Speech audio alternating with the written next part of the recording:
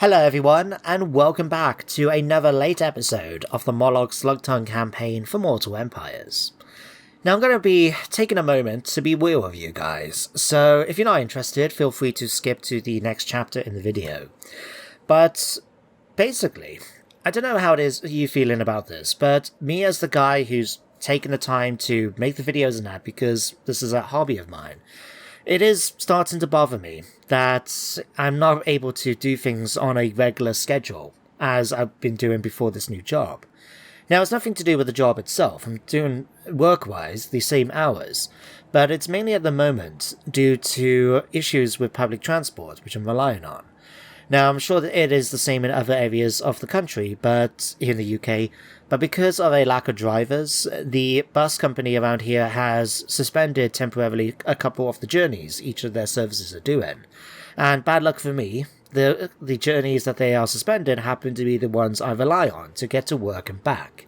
So my day has dramatically increased when you take into account waking up in the morning and get ready to work, which obviously you don't do anything because you have to get ready for work. And until I walk in through the front door and can relax has really stretched. It's got to the point where yesterday I couldn't do this episode because I had a 14-hour day, essentially, from the time I woke up to the time I was able to sit down and relax after getting home and taking my dog for a walk. So, yeah, it's been tiring, and it has left me with less time to do recording, and as you've seen, I've been either getting them out the next day, or uploading them and releasing them at 11 o'clock at night, 12 o'clock at night here in the UK, or even later. And it doesn't help that YouTube has been taking a little while to process the videos. But there's things I can try and do. So what I'm going to do is, after today's episodes of, well, this video and the Yasugi campaign, what I'm going to be doing now is recording, at the very least, I would say, the day before the video is supposed to come out, and potentially even more than that. Now, weekends are kind of easy for me because I don't have much at the weekends. It's relatively free time, so I can actually do stuff like today. I've got 2 episodes to record. But after, like, for, say, Tuesday's episode with the Yasugi campaign, it'd be best to actually record it tomorrow. So it'd be 2 days early, and recording it, but it will still be ready and uploaded for on Tuesday and come out on its regular slot. And likewise for the Friday episode of this campaign. Because of the timing at the moment, it'll be better for me to work on it either Monday, Tuesday and Wednesday, and then have it ready on Friday and things like that. So, yeah, all I can do is try and make it work until the bus companies sort themselves out. But anyway, that's my rant over, and I just wanted to let you guys know that's what I'm going to be doing from now on. Because if you end up posting a comment or submitting a character and you're wondering, hang on, why has he not mentioned anything about that yet? Well, that's why. I might be recording the episode the same day as the previous video went out. So all I can do is look forward to the day when things settle down a bit here in the area. Anyway, if you just skip through all of that, then don't worry, I'm finished now. Otherwise, yep, I'm finished now. So, let's get on with the actual video, after talking about that for 3 minutes and 40 seconds, roughly. Fair enough. So last episode, we reached a milestone in the campaign because not only have we got the ability to erect 2 herdstones, but we also got 4 armies, so we can send our armies now in multiple directions, which is what we've done. I've sent 2 of my armies over here to the World Edge Mountains, where we erected a herdstone here at Razing, and have already burned down Red Eye Mountain as part of our Bloodgrounds. Now, over here, we've got Malagos the Doomslayer, if I click on here, as well as the Hattori of the Shadows, doing the assault in the area, so their next target is here at Kazid Uklas. In fact, while we're here, let's just go and finish the battle off. Get over and done with, you know? So there we go, decisive victory, goodbye, and what did we get from here? It's nearly 7,000, I'll take that. And we picked up a Scepter of Stability, thank you. Oh, fire and gold, we finished a mission, 1,200 extra favour, cool. So, now that that's been done, let's march down. Does Nashrak's lair count as part of the Bloodgrounds? I can't remember. No, it doesn't, right. I'll probably end up burning it down anyway, just so we can get rid of the dwarf presence in the area. But what we'll do next, I think, is start making our way down towards Karakadrin. In fact, because Sir Hattori has just finished doing that, I'm going to send Malagos down there. But first, before we do that, I need to get a new Wargrove for Sir Hattori. Now, I can't remember, did I get the unit cap increased for this? Yes, I did. Right. Now, unfortunately, I started recording and I forgot to put the bloody name down that Anaran Bakala submitted for the Wargrove that he wanted to join the army. So, I'm going to have to do that for next episode. But out of the options here, I'm going to go for Bloodbringer. Weapon Master, giving you extra armor piercing damage, bonus versus infantry and melee attack. We'll swap his name out, of course, but then you can then join up with the army in the following turn. And then you can use the beast paths. What I'll do is, I'm going to get you to here. We're going to start jumping over towards Karakadrin. Now, I don't know what they've got as a garrison. Quite a few units. Right. They've got iron breakers and all sorts here. Okay. I'll probably have to rely on both armies then, but if we can get Malagos to get down here and start building siege equipment, then by the time he's built all of that, Zahatori should have arrived and be able to help reinforce. So that's the plan for over this part of the world. As I've said though, we have managed to split our forces up into two groups. So over here, we erected the Herdstone at Einschatten, or the Moot if you prefer, and we started going to town. We've taken forward Obenstein, Avenheim, we've got Schwarzhaven, Grenzstadt, and then to finish off. The only thing is, we've still got the Wargrove of Woe up here, and I think it would be a good idea to deal with them. But I also want to make sure we finish off Averland before they start getting too powerful. You can already see Albrecht here, Ludenhof, is increasing and recruiting a new army. What actually counts as part of the Bloodgrounds, just to remind me? So Avenheim already done, Schwarzhaven, Grenzstadt, got Karak Dromar we'll have to deal with. Right, okay.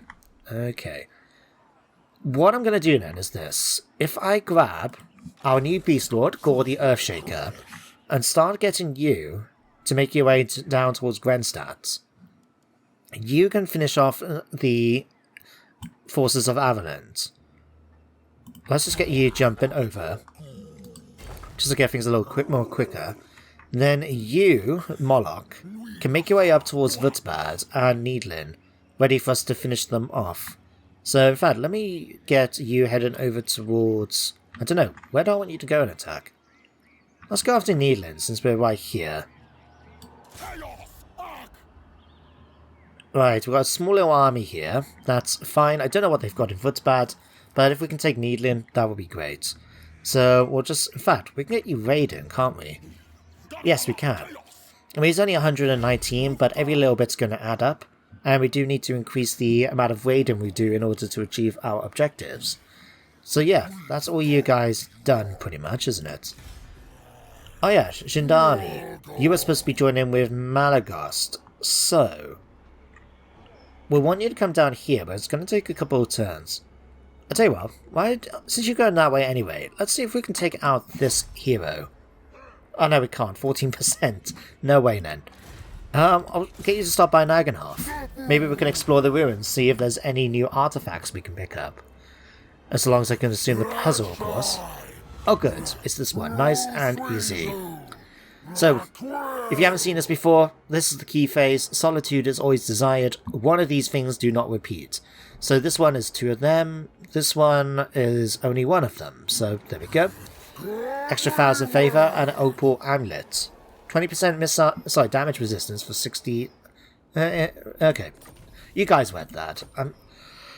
I am feeling really tired, and I think I've picked up a bit of a cold. I keep sneezing all the time, so if I end up cutting randomly when I'm in the middle of talking in the video, that's why. It's because I don't think you guys want to hear me sneezing on here. Anyway, let's get now Unholy Resilience and Lightning Strike for you, Sahatori. Research... what do I want to give you?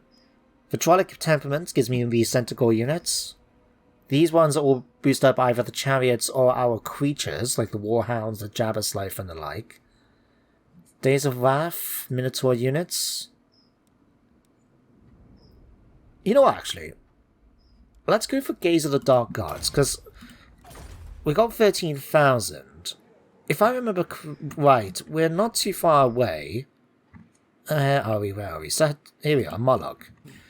Let me check my buildings a sec. Oh. It's not in the encampment. Okay. So I thought we actually had that built. Obviously we haven't. But we are in a position to go for the Toxic Grounds and get the Jabber's Life. So yeah, that'll be something to aim for. Hey. Okay, then that's fine. What I want to do then is go over towards you, Sahatori. You have enough to rest up. And I want to upgrade some of your stuff. So we'll go ahead then and get our hands on a Pelt Totem. And do we have enough as well for this? Yes, we do. We're going to have to burn some more stuff down soon, but we do have enough points at least. You know what, actually, let's just cancel that a minute. I'd rather have some money in the bank, you know? Then, Gendari, let's give you Bloodlust. Nah, let's focus on these. Devastating Charge on a Chariot will be really useful. And then, there we go.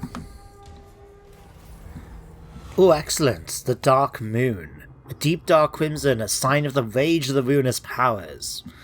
Which event do we want? We can go for when one falls, constant casualty replenishment.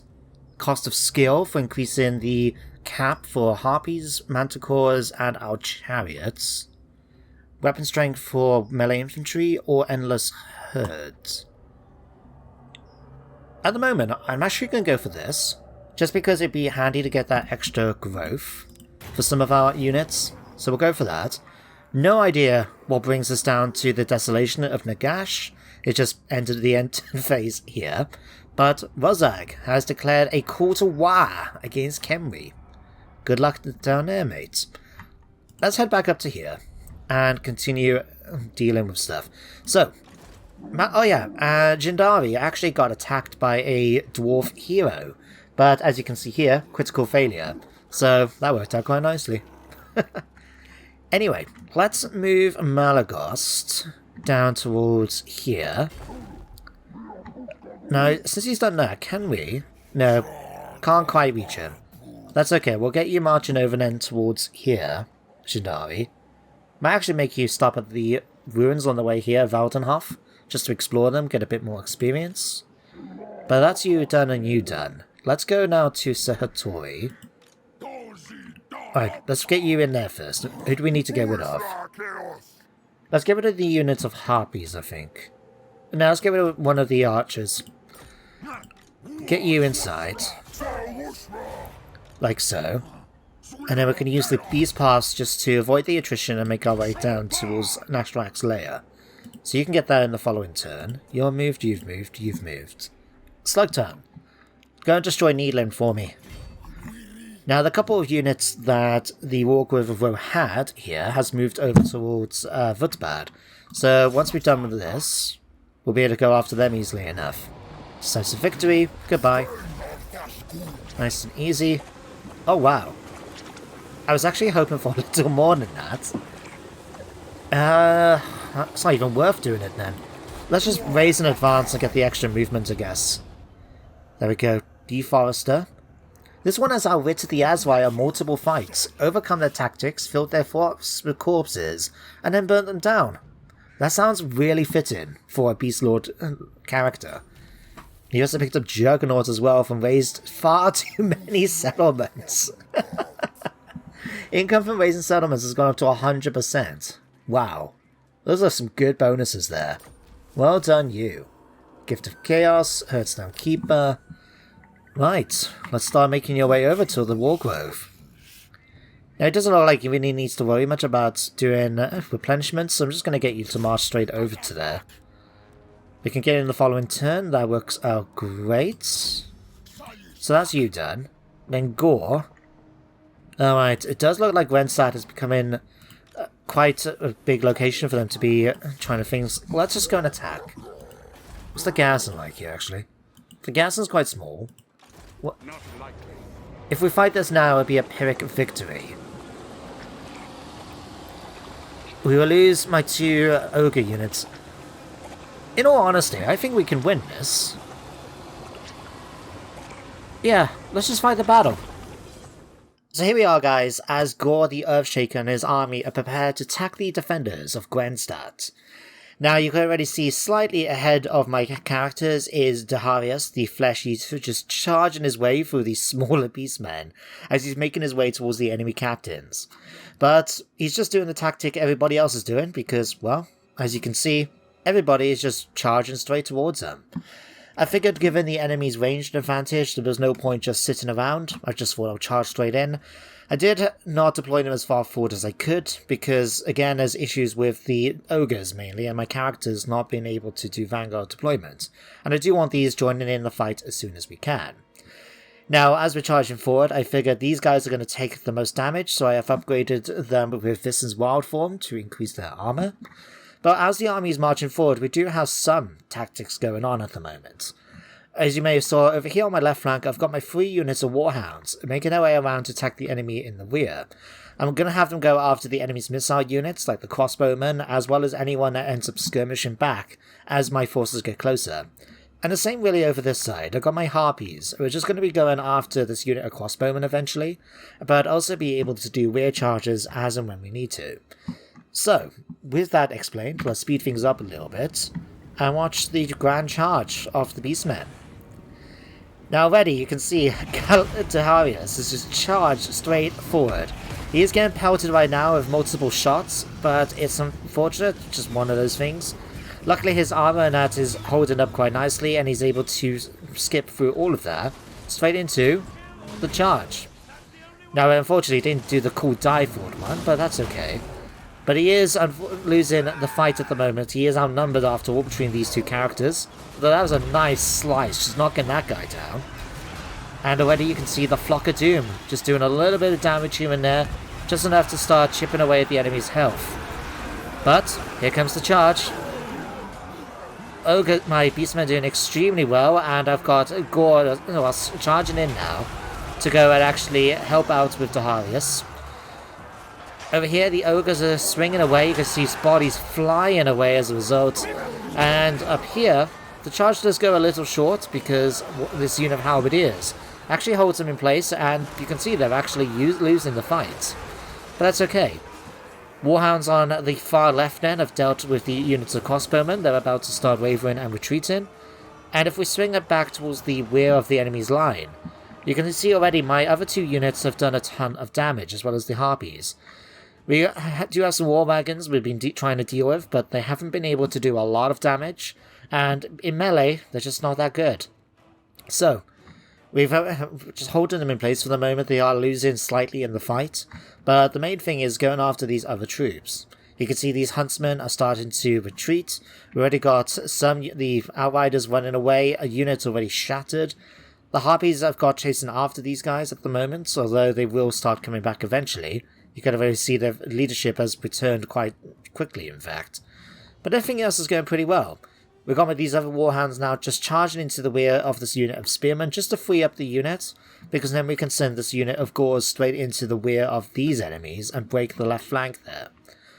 Over on this side, things are going quite nicely. The spearmen have come in to join in the fight, as well as my unit of gores, between the heroes and lords. It doesn't look like Gores are actually doing too well in combat, but between Marius and Gores, we should be fine. Why am I saying Gores? It's Gore. I don't know why I'm saying Gores. Weird. Anyway, over here, oh my god. Just notice the ogre just kicking with one foot, sending 2 bodies flying backwards. And with one swing then, look at that, 4 enemy soldiers getting flung away from the sheer force of that blow. How cool is that? I really do think these ogres are really cool. I'm looking forward to using more of them in Warhammer 3.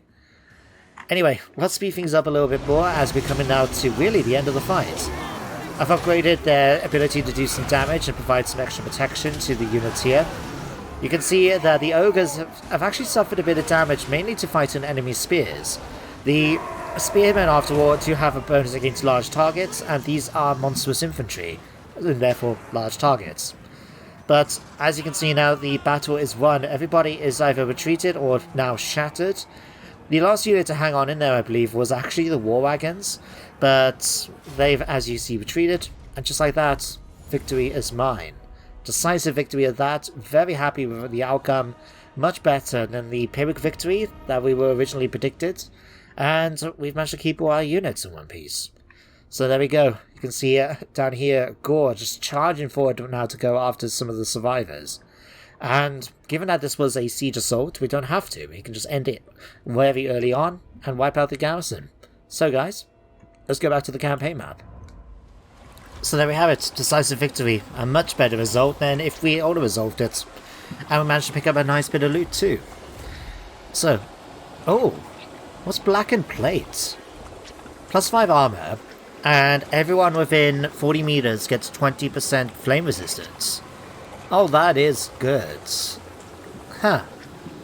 We'll keep that then. And I think that's a worthy trophy of your conquest here, mates. Congratulations. Let's click that. And we're going to burn it down, of course. Now, all this leaves Avalon is that Dwarf Mountain was a Carrick-Droma over in the north here? Yeah, Carrick-Droma. We can deal with that easily enough. In fact, I might send him over there after we eventually we'll deal with Schwarzhaven. So, Confident Attacker, well done. Leopold Holtz has been defeated, killed in battle. Alright, extra power reserve, blackened armor. Well done, you. Really happy with that. Let's go ahead and let you rest up temporarily then, so you can sort out yourself out. We'll level up these guys in just a moment. And we've got 20,000. We can use the opportunity to actually upgrade you finally to level 3. So we'll grab that. And let's have a look-see. I mean, we could go for Centaurs, get our hands on some chariots and stuff like that for him. Wouldn't mind going for a fire pit as well, but we'll have to wait until he levels up for that. Let's for the moment get the Scorched Grass Plains. Get our hands on some Centaurs, and I'll grab that as... No, actually cancel that. I want to make sure we can have the pit hovel, because, as you guys know, well, and you can see from here, I'm using the tabletop caps mod. Now, I may have to swap it out for something else eventually, because with the amount of factions that I like to put into the game, especially with things like OVN/faction mod and that, it doesn't apply to a lot of those new factions. So you can often see them coming in with some very powerful stuff, and everybody else not. So I'll have to see if there's an alternative mod. If you guys happen to know of one, let me know in the comments. It'll be greatly appreciated. But for now, though, it does mean we can't rely on having entire armies of besticores. So having the ability just to call in gore herds whenever we run out will be quite useful. Gores for gore. Anyway, so that's you all done. Moloch's now already done his job. I was going to say her job, I don't know why. So her toy's already moved. We can just go for our level ups and end the turn. So Molokh, what do I want to get for you? You only got 1 point. I'm going to give you Earthen, I think, just so we can have that chance of casting spells when we want to. For Dance, I will now start working on Quarter More Sleeve, I think, for you. Galak, oh, you can get Immortality, we'll give you that. Congratulations on making it to level 20. So Hattori has now got Lightning Strike, cool. We'll start working on your magic, I think. We'll go for Mikos Mystify Miasma. And I definitely want to go for the Pendulum. You guys know how much I like this spell, so if we can get it now, excellent. Gore. With a name like Earthshaker, I'm going to give you the Ruination skill. We'll give you 2 points in it. That way then it gives us the enough we need to next level, get these two. And then we can start working on your combat skills. Maybe even finish off Ruination. Think about that. Next, Goreclaw. What do I want to give you? We got two options. We can go for Pan's Impenetrable Pelts or the Amber Spear. Now we do have a magic attack with Flock of Doom, although it's not the most powerful of spells. But hang on, does this do... Yes, it does. This allows me to cast it over an area. I'm going to go now for the Impenetrable Pelt. Just because my units having low armor, especially on the Gores and Ungors, having the ability to increase their physical resistance and give them better defensive stats, I think is going to be quite useful. So we'll give you that. Dehasius, let's give you Thick-Skinned, and I'm going to finish off Devastating Charge. For Gorbel, I think it's a good choice. And then finally, we can hit the end turn. Oh, this is a little unfortunate. So as you can see, Talabeclan has declared war on Kazakh Munai, and we are his only ally, if it came to it. Now, while I'm quite happy to go after Talabeclan, I don't want to go after them right now. I'd rather focus on finishing off Averland, maybe I'm going after Visserland and Reichland before we deal with Talabeclan. So, as this is going to reduce my reliability, it's not like we made a lot of allies in this game anyway, we're going to break the alliance. Right, let's continue. Tom Phillipson. I don't know if that's quite a dwarf name, but well done you for blocking my army. Annoyingly. Confederations. Mission issued. Basically defeat a rebel army or a force belonging to the dwarves. I can do that. It's not going to give me a lot, only 650 favour, but it's something, I guess. Right. Now, in order to attack Schwarzhaven, I think I'm going to have to use both Molokh and Gore to fight them, just because of that full stack here. Don't know what they've got, but I'd rather not risk just sending one of them in. So what I'm going to do, I'm going to get Gore here to go and finish off Averland here in Karakdroma. So we'll move you over here. Ah, right. They have picked up a steam tank. Interesting. But yeah. Gore will go over here and defeat them. We'll get Molokh then to finish off Rutbad. So let's get you over there now. Okay, looks like Draika has recruited a few units. Let's go in and attack. Okay, game still predicts a decisive victory. I'm just going to go ahead and do that. There we go. And let's loot and raise it. This now should complete destroy them. So Magister done, yeah, faction destroyed, Wargrove of Woe. Excellent. Apart from all of that. Okay.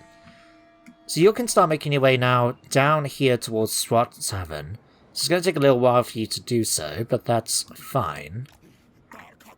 In fact, we'll just do that and let him take his sweet time.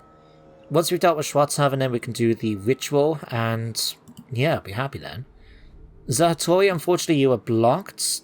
Means we don't actually have enough movement to attack Nashrak's lair.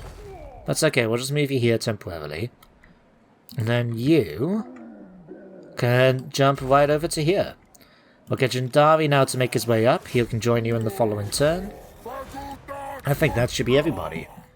Slugtongue, I'm going to give you now. Let's have a look. The thing is, none of these really catch my fancy in terms of the spells and this. Well, we've done all the spells.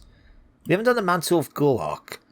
I mean, it does provide some really strong bonuses, but it also costs a lot of magic to cast. And I don't like the fact that it completely eliminates my armor. And you can't cast it as a massive area of effect spell. So, I mean, doing that on my Gorball or something like that, though, could be really good. But it's, again, a massive 17 winds of magic. It's just a lot of magic to be using, when we can use other stuff like Viletide and Devolve to really do damage, and it's much cheaper. Can always go for one of these. Just increase his armor a bit. Or, why don't we start working on increasing our army strength? So we go for the Presence of More Sleep in order to increase our aura. And if we can look for one which will... This one does Gore and Beastigores, right? Chariots. Ungors and basically our ranged units. Animals, Minotaurs... Thing, okay. I didn't see anything there though, unfortunately, for Pestigores and that. So I wonder if those have not been included in the skills. Yeah. That's unfortunate, but yeah, if we start working on Fury of the Herd, by the time we get to level 3, that's going to be plus a melee defense and leadership. So yeah, that gives you something to do.